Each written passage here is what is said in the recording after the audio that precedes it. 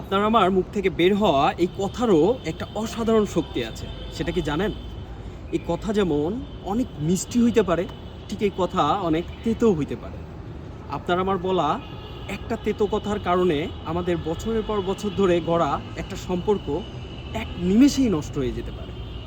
আপনার আমার বলা এই তেতো কথার জন্যই কিন্তু যত অশান্তি, যত ঝামেলা, যত ঝগড়াঝাটি, যত মনোমালিন্য এখান থেকেই কিন্তু শুরু হয়।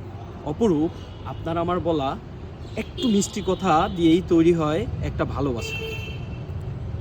আমি আপনি যদি কাউকে সুন্দর করে ধন্যবাদ দিয়ে কথা বলি, একটা সুন্দর বাক্য তার মনে যদি ধরাই দিতে পারি, তাহলে তার মন খুব সহজেই জয় করে নেওয়া যায়।